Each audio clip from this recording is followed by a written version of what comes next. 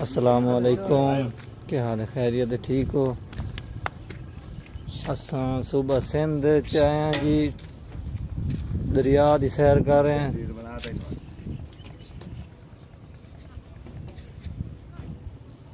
ये दोस्त मेरे नाल हैं पर असां आया से जी इत्थे बाहर दाना लोड करके आया से जी खरबूजे का। तो मुड़ सारे दोस्तां बेलियां आख्या भाई चलो जी, हाले तो एड्रैस का पता नहीं लगता पिया। जो सानू अगू लवन वाला बंदा है ना, वो गया फार्म ते चेक शेक करन पे फार्म केड़ा है पिया, क्योंकि वो खुद तो स्टाफ साढ़े नाल गड्डी ते आया है। असां आख्या भाई चलो नहर दरिया की सैरो तफरी कर लवीए। तुहानू पता ड्राइवरां काम क्या होंदा, जिथे कोई सही चीज़ वेखी उतने ब्रेक ला के चलो टुर फिर लिया, कोई रूह नू ललचा लिया, कोई सैरो तफरी कर ली, कोई इंजॉयमेंट ही हो गई। तो चलो जी अगला सफ़र ज़रा मुड़ खुशहाल खुश गुजरे। नाले कोई ये चलो पैर शैर भी सीधे हो गए। चलो नहर का पानी वेखिए, दरिया का पानी वेखिए, तो ज़रा माहौल बंदा आ गया। अल्लाह खैर कर अग्गा जाने फार्म ते वाजा माहौल वेने के निज़ाम है। उस्ताद और मैं खतु सभी नाल मेरा टुरो नाल उस वधियान मजदूर भी जो संगीत बेली वो भी नाल आए वदन। बड़ा मज़ा आया, बड़ा लुत्फअंदोज़ होया जी इस सफ़र तो असां।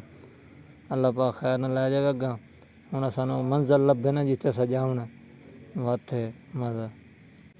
नाल ही खरबूजे का भी एंड हो गया, बस वहीं ते आखिरी खरबूजे खमने हैं, मुड़ गप लैने। सानू भी काफ़ी देर हो गई इस दरिया ते घूमदे फिरदे, बड़ा माहौल आई। तो हुण असां तैयारी की जी वापसी की, क्योंकि गड्डी साड़ी खलोती है पिछा कल्ली।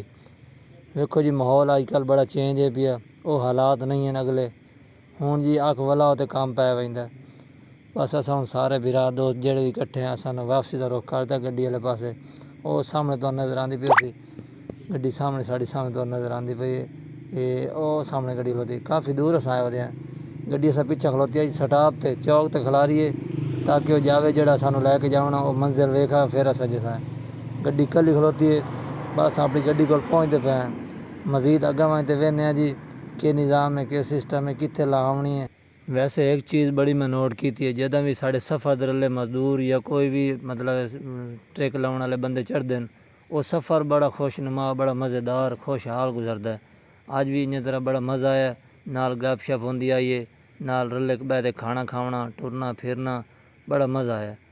बस जी अस अपनी गड्डी को पहुँचे खलोते हैं, गड्डी तो नज़र आ रही है, नज़दीक आ गए, नज़दीक अस अपनी गड्डी दे आ गए हैं। ये आखिरी साढ़ा पुल जड़ा सै क्रॉस कर रहे हैं, तुस वेदे पे ये उन्होंने जी सटापर लाया पानी रोकने वास्ते। वेदे पे सामने गेट लगे होन, ये पानी जड़ा ज़्यादा ओवर हो जाए फिर सटाप करेंदे। वो सामने तुस रक्शे वेदे पे हो। ये साढ़े पंजाब दे साढ़ा अपना माहौल है, मतलब कि असां इत्थे स्टाप ते वेने कई किस्म के रक्शे और कई तादाद के रक्शे खलोते होंदे, लेकिन ये इन्हों का स्टाप है जी। वेखो जी सामने इन्हों का स्टाप है, एक रश्का या दो या तीन रश्के जितने भी आ जान, ये इन्हों का स्टाप है जिथे रोक वजते हैं। तो इन्होंने वहीं की सलाम दुआई करें। अस्सलामुअलैकुम, खैरियत ठीक हो? ये जी बिरान अपने सिंधी बिरान पे अच्छे लोग हैं, पे गप शप करें दिन दिल जोई करें इंसान की।